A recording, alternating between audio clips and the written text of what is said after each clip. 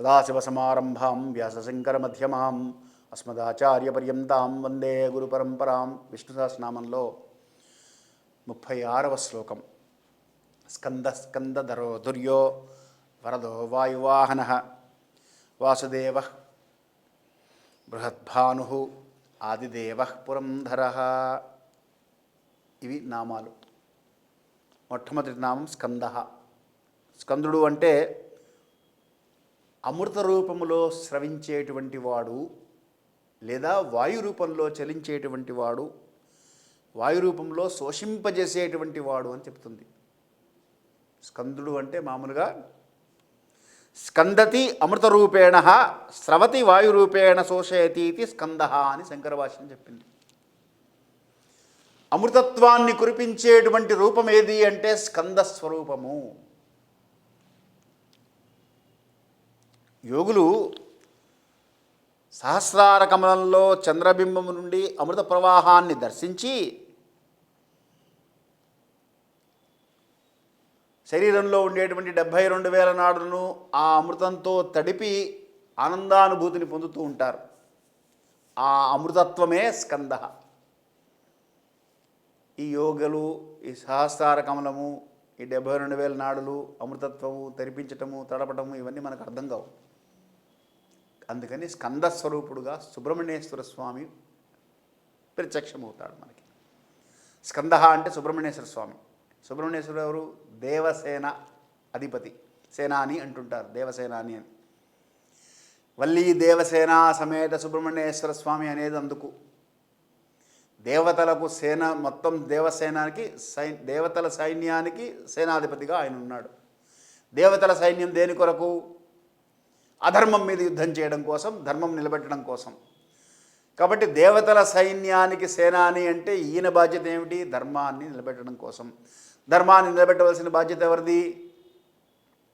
వృషాహే వృషభో అని చెప్పుకున్నాం ఆ నామాల దగ్గర. వృషహ అంటే ధర్మము అని.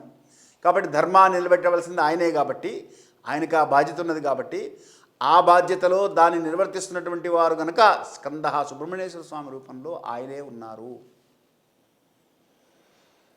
కుమారస్వామి అంటుంటాం, సేనానీనాం అహం స్కంద అంటారు. అందుకనే భగవద్గీతలో కృష్ణ పరమాత్మ సుబ్రహ్మణ్యేశ్వర స్తోత్రాలు, సుబ్రహ్మణ్యేశ్వర భుజంగ స్తోత్రాలు విశేషమైనటువంటి ఫలితాలను వెంటనే అందిస్తాయి. అందుకనే ధర్మాన్ని ఆశ్రయించున్నటువంటి వారికి వేరు వేరు మార్గాలు చాలా చెప్పింది సనాతన ధర్మం. ఈ జీవితాన్ని ఇవాళ మనం ఎందుకు కష్టపెట్టుకుంటున్నాము అంటే సనాతన ధర్మం చెప్పినటువంటివి మనం పాటించక, వాటి యందు విశ్వాసము లేక, దాన్ని ఆచరించక కొని తెచ్చుకున్నటువంటి ఇబ్బందులు తప్ప. పూర్వం మన తాత ముత్తాతలందరూ సంతోషంగా ఎందుకున్నారు అంటే వాళ్ళు పాటించారు కనుక. స్కంద నామం. తర్వాత నామం స్కందరహ. స్కంద అంటే ధర్మము అని చెప్పుకున్నాం. కాబట్టి ధర్మ మార్గమును ధరించినటువంటి వాడు కనుక స్కందధరః. స్కందం ధర్మపదం ధారయతి ఇతి వా స్కందధరః. ధర్మమే మార్గముగా ఎంచుకున్నటువంటి వాడు కనుక స్కందధరః. అధర్మమును ఎట్టి పరిస్థితుల్లోనూ ప్రోత్సహించడు గనుక స్కందధరః. యదా యదా హి ధర్మస్య గ్లానిర్భవతి భారతాః అభ్యుత్థానమధర్మస్య తదా ఆత్మానం సృజామ్యహం అని తనకు తాను ఎప్పుడైతే ధర్మానికి గ్లాని ఏర్పడిందో అప్పుడు మళ్ళీ సృష్టించుకుంటూ ధర్మాన్ని నిలబెడుతూ అనాదిగా, పురాతనంగా, సనాతనంగా లక్షల కోట్ల సంవత్సరాల నుంచి అది చేసుకుంటూ వస్తున్నాడు కనుక ఆయనే ధర్మాన్ని నిలబెట్టేవాడు కనుక ధరించినటువంటి వాడు కనుక స్కందధరః. తర్వాత నామం ధుర్యః. ధురం వహతి సమస్త భూత జన్మాది లక్షణామితి ధుర్యః. సమస్త భూతముల యొక్క జన్మాది లక్షణమగు అంటే వాటి జన్మ అక్కడి నుంచి షడూర్ములు అని చెప్పుకున్నాం. గచ్చతే, జాయతే, పరిణామయతి, విపక్షయతి, నశ్యతి, ఇలాగా ఆ దశలు. ఈ దశలన్నింటినీ కూడా వాటి యొక్క భారాన్ని ధరించిన వాడు ఆయన. అంటే షడూర్ములు కల్పించేటువంటి వాడు ఆయన. వీడికి 60 ఏళ్ళు వచ్చాయి. 60 ఏళ్ళుగా ఈ భూమి మీద తిరుగుతున్నాడు. ఇక్కడి నుంచి వీడికి రివర్స్ ట్రెండ్ బిగిన్ చేయాలి. శరీర ధర్మం అంటుంటాం మనం సింపుల్గా దాన్ని ఒక మాటలో. వయోభారము, వయోధర్మము, జరా ప్రకృతి, ఇవన్నీ పేర్లు పెట్టారు, వేరు వేరు పేర్లు. ముసలితనం వచ్చాక సహజంగా జరిగేవే, జుట్టు తెల్లబడుతుంది, పళ్ళు రాలిపోతాయి, గాత్రం వ్యాకుచితం, గతిర్విగళత, భ్రష్టాచదంతావళి, దృష్టిర్నశ్యతి, ఇలాగా చెప్పుకుంటూ వస్తున్నారు. కానీ ఇవన్నీ చేసేది ఎవరు? ఎందుకు అప్పటిదాకా బాగున్నటువంటి ఆయనకి సడన్గా సమస్యలు ప్రారంభమైనాయి అంటే అది ధర్మం. ఆయన ఆ ధర్మాన్ని నిర్వర్తిస్తున్నటువంటి వాడు గనక తుర్య, ఆయన నిర్వర్తించేటువంటి వాడు ఆయన గనక.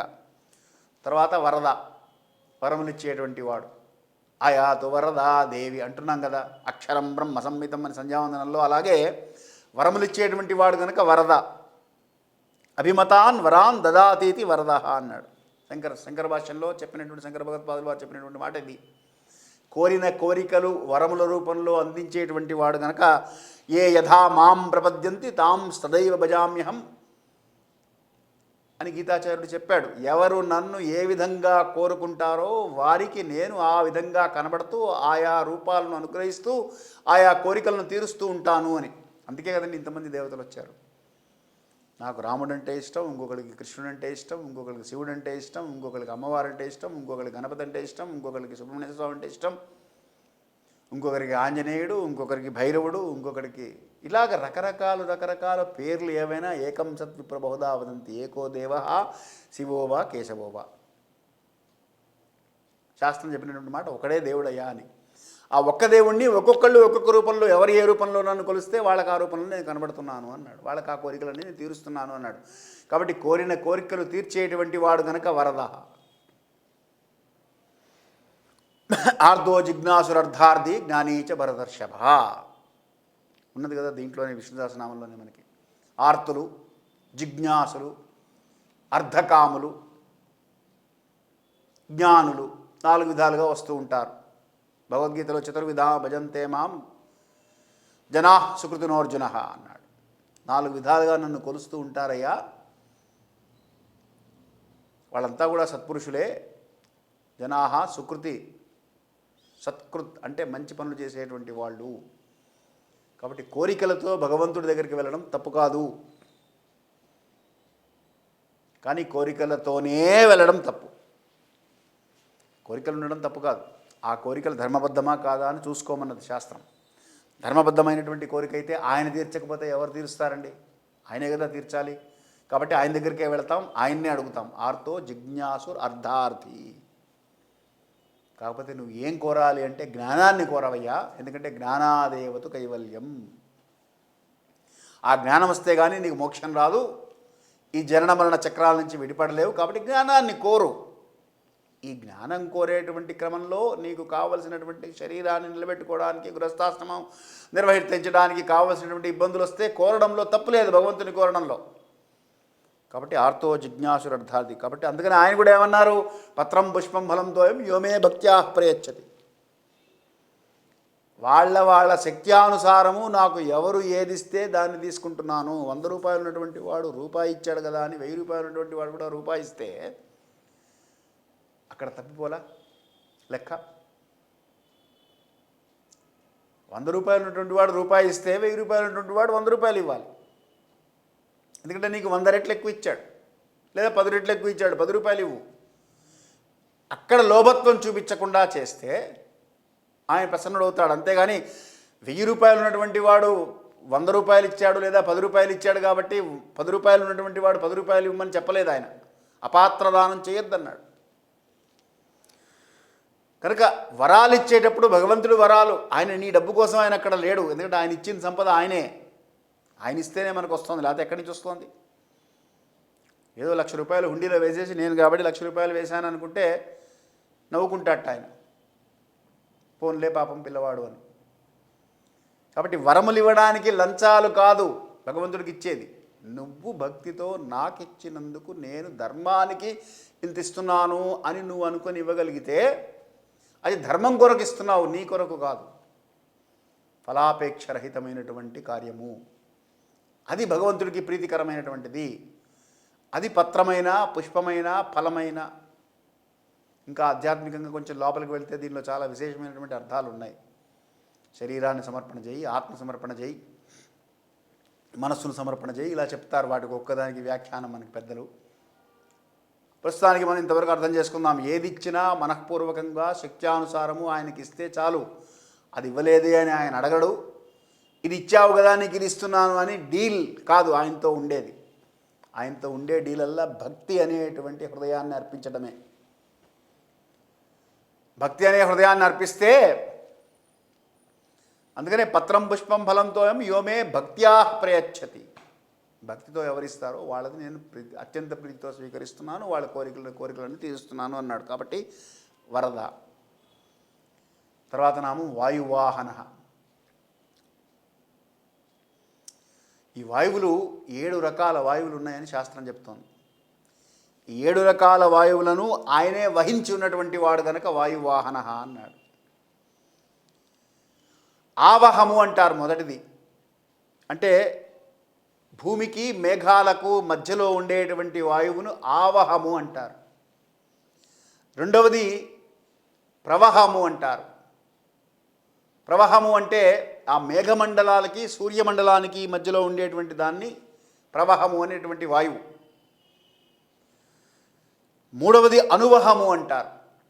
సూర్యమండలానికి చంద్రమండలానికి మధ్యలో ఉండేటువంటి వాయువుని అనువహము అంటారు. అట్మాస్ఫియర్, స్ట్రాటోస్ఫియర్, జియోస్ఫియర్, నానోస్ఫియర్, మన సైంటిస్ట్ కూడా వేరు వేరు పేర్లు పెట్టారు దానికి.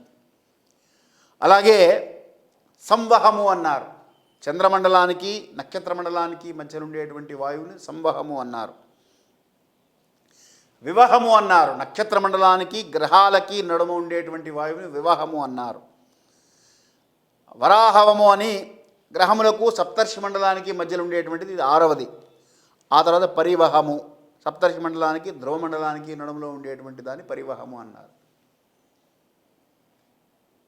అంటే వాయువులు ఇన్ని రకాల వాయువులుండి ఇన్ని రకాల వాయువుల్లో తానే ఉంటూ తానే ఇన్ని రకాల గ్రహమండలాలన్నింటినీ కూడా నడిపిస్తూ నిర్వహిస్తున్నటువంటి వాడు కనుక వాయువాహన. మన శరీరంలో కూడా సప్తవాయువులు సప్త చక్రాలకు సప్త విధాలుగా పెడుతూ ఉంటాయి అంటారు. ప్రాణ, అపాన, వ్యాన, ఉదాన, సమాన వాయువులు 5, కృకుర, కూర్మ, ధనంజయ, దేవదత్త, నాగవాయువులు ఉపవాయువులు 5. ఈ 10 వాయువులలోంచి 7 వాయువులు 7 చక్రాలకు వ్యాపించి ఉంటూ ఉంటాయి, తిరుగుతూ ఉంటాయి వాటి మధ్యలో నుంచి అని. కాబట్టి అదంతా యోగ విద్య, యోగశాస్త్రం అభ్యాసం చేస్తే దాంట్లో అవన్నీ తెలుస్తాయి మనకి. కాబట్టి వాయువాహన. తర్వాత నామం వాసుదేవ. వసతి, వాసయతి, ఆచ్ఛాదయతి సర్వమితి వా వాసు అని శంకర భాష్యం చెప్తోంది. అంటే సర్వత్రా వ్యాపించి ప్రకాశించేటువంటి వాడు అని మనం ఒక మాటలో చెప్పుకోవచ్చు. వసతి అంటే ఉండేటువంటి వాడు, వాసయతి అంటే ప్రకాశించేటువంటి వాడు, ఆచ్ఛాదయతి అంటే వ్యాప్తి చెందేటువంటి వాడు ఆయనే. వాసువు అంటే ప్రాణులలో అంతర్యామిగా ఉంటూ వాసనాద్వాసుదేవస్య వాసితం తే జగత్రయం సర్వభూత నివాసోసి శ్రీ వాసుదేవ నమోస్తుతే అంటాం. అందుకని సమస్త భూతములలో తానుండు వసురూపంలో ఉండేటువంటి వాడు గనక వాసుదేవుడు అన్నారు. వాసితం తే జగత్రయం, 3 లోకాలలో ఉండేటువంటి వాడు గనక వాసుదేవుడు అన్నారు. వాసు అంటే ప్రాణులలో ఉండేటువంటి వాడు, అంతర్యామిగా ఉండేటువంటి వాడు. దేవ అంటే ప్రకాశించేవాడు అని అర్థం దేవశబ్దానికి. అంటే సమస్త భూతములలో తానుంటూ తాను ప్రకాశిస్తూ ఉండేటువంటి వాడు గనక దీనికి నానార్థాలు చెప్పారు. దీవ్యతి, క్రీడతే, విజిగీషతే, వ్యవహారతి, ద్యోతతే, స్తూయతే, గచ్చతీతి వా దేవ అని దేవశబ్దానికి చాలా అర్థాలు చెప్పారు. క్రీడతే అంటే సృష్టి స్థితిలో అయినటువంటి క్రీడలను ఆటలుగా చేయగల సమర్థత కలిగినటువంటి వాడు. క్రీడించడం అంటే ఆడడం కదండి, ఒక ఆటలాగా, ఒక లీలలాగా చాలా క్యాజువల్గా సింపుల్గా చేసేసేవాడు. విజగీషతే అంటే రాక్షసులను జయించి ధర్మస్థాపన చేసేటువంటి సమర్థత కలిగినటువంటి వాడు. వ్యవహరతి అంటే విశ్వాన్ని జీవరూపంగా వ్యవహరించేటువంటి వాడు. విశ్వమంతా ఒక జీవంగా ఆయన వ్యవహరిస్తూ ఉంటాడు. ద్యోతతే అంటే అన్ని చోట్ల తన యొక్క ప్రకాశంతో ప్రకాశించి వెలుగులు నింపేటువంటి వాడు కనుక ద్యోతతే అన్నారు. స్తూయతే అంటే దేవతలతో, వేదాలతో, ఋషులతో స్తోత్రము చేయబడేటువంటి వాడు కనుక స్తూయతే అన్నారు. గచ్చతి అంటే సర్వత్రా అన్ని చోట్లకి వెళ్ళగలిగినటువంటి వాడు. ఇందుగలందు లేని సందేహం వల్ల సర్వోపగతుడు నిందందు వెతక చూచిన అందందేగలన్నది అందుకు ఎక్కడ పడితే అక్కడికి వెళ్ళగలడు ఆయన. జగత్తునంతా వ్యాపించున్నటువంటి వాడు కనుక. ఛాదయామి జగత్సర్వం భూత్వా సూర్య ఇవాంశుభి అంటుంది భారతం. అంటే జగత్తంతా వ్యాపించి ఉన్నటువంటి వాడు ఆయన. కాబట్టి వాసుదేవుడు వాసనాత్ సర్వభూతాని వసుత్వాత్ దేవయోనిత, సమస్త భూతములలో నివసిస్తూ, అందుకనే బహూనాం జన్మనామంతే జ్ఞానవాన్ మాం ప్రపద్యతే వాసుదేవ సర్వమితి సమహాత్మ సుదుర్లభ అన్నాడు భగవద్గీతలో. బహూనాం జన్మనామంతే, అనేకమైనటువంటి జన్మలెత్తిన తర్వాత, జ్ఞానవాన్ మాం ప్రపద్యతే, జ్ఞాని అయినటువంటి వాడు నన్ను తెలుసుకోగలుగుతాడు. ఏమని తెలుసుకుంటాడు? వాసుదేవ సర్వమితి, ఇదంతా కూడా వాసుదేవ స్వరూపమే. అటువంటి వాడు సమహాత్మ, వాడు మహాత్ముడు. సదుర్లభ, అటువంటి వాడు దొరకడం కష్టము. అది కూడా ఆయనే చెప్పేశాడు. కాబట్టి వాసుదేవ స్వరూపము అంటే సర్వత్రా వ్యాప్తి చెందినటువంటి స్వరూపం కనుక వాసుదేవ. ఆ తర్వాత బృహద్భాను. భాను అంటే ప్రకాశం కలిగినటువంటి వాడు, ప్రకాశింప చేయగలిగినటువంటి వాడు అని చెప్పుకున్నాం గతంలో మనం ఆ నామం దగ్గర. బృహత్ అంటే విశేషంగా ప్రకాశం కలిగినటువంటి వాడు, సమస్తమును ప్రకాశింపజేయగలిగినటువంటి వాడు, మహాప్రకాశము కలిగినటువంటి వాడు అని అర్థం.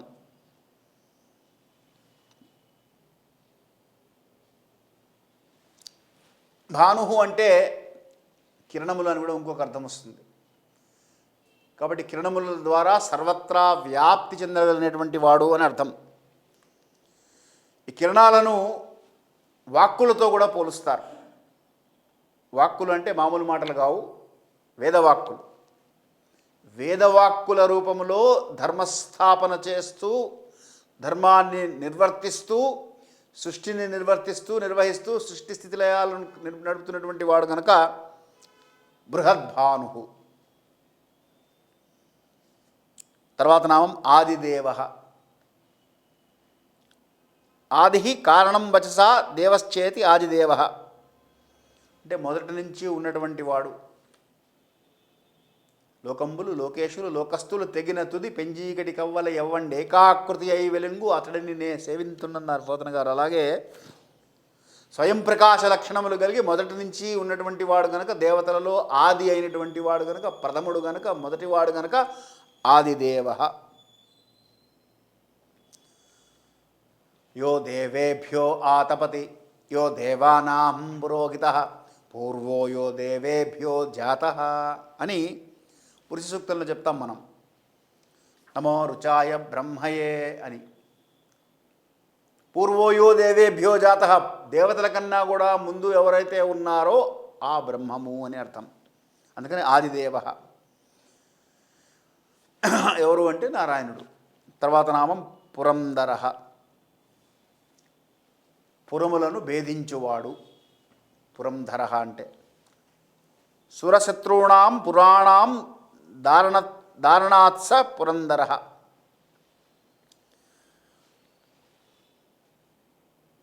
పురము అంటే శరీరము అని ఒక అర్థం చెప్తారు.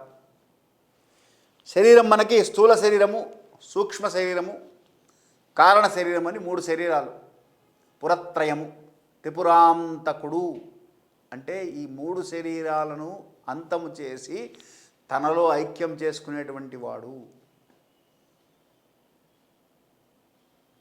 కాబట్టి పరమాత్మ ఎవరు అంటే పురంధర, ఈ త్రిపురాలను ఖండించేటువంటి వాడు. దేంతో చేస్తాడు?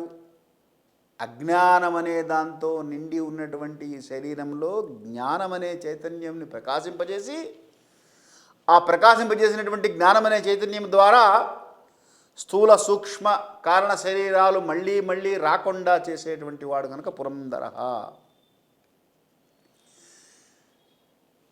ఎలా చేస్తాడు అంటే ఈ స్థూల సూక్ష్మ కారణ శరీరాలను అసురులు ఆక్రమించున్నారట. అసురులు ఆక్రమించున్నారు కాబట్టి అసుర సంహారం చెయ్యాలి. ఎవరా అసురులు? డంబో దర్భో విమానశ్చ క్రోధ పారుష్యమేవచ అజ్ఞానం చాభిజాతస్య పార్థ సంపదమాసురీం అన్నాడు భగవద్గీతలో. డంబము, దర్పము, దురభిమానము, కోపము, పౌరుషము, అజ్ఞానము, అభిజాత్యము, ఇవన్నీ కూడా ఆసురి లక్షణాలు శరీరంలో బాగా నింపుకొని ఉన్నారు జీవులందరూ కూడా. వీటిని పోగొట్టాలి ఆయన. వీటిని పోగొడితే కానీ అసుర సంహారం జరగదు. అసుర సంహారం చేసేటువంటి వాడు ఆయనే కాబట్టి పోగొట్టేది ఎలాగా అంటే జ్ఞానం అనేటువంటి జ్యోతిని ప్రకాశింపజేసి తన యొక్క జ్యోతి స్వరూపంలో నుండి జ్ఞానాన్ని కలిగిస్తాడు గనుక పురంధర. అందరికీ కలిగిస్తాడా? కలిగించాడు. ఎవరైతే ప్రార్థన చేస్తారో వాళ్ళకి కలిగిస్తాడు. బహునాం జన్మనామంతే అని చెప్పుకున్నాం కదా ఇంతకుముందే. అనేకమైనటువంటి జన్మలు ఎత్తాలి దానికి. జ్ఞానవాన్ మాం ప్రపద్యతే. జ్ఞాని అయి ఆ జ్ఞాని తనను తెలుసుకోవాలని ప్రయత్నం చేస్తూ ఉంటాడు కాబట్టి అటువంటి వాడికి పురంధర. ఇక్కడితో ఈ శ్లోకం పూర్తయింది.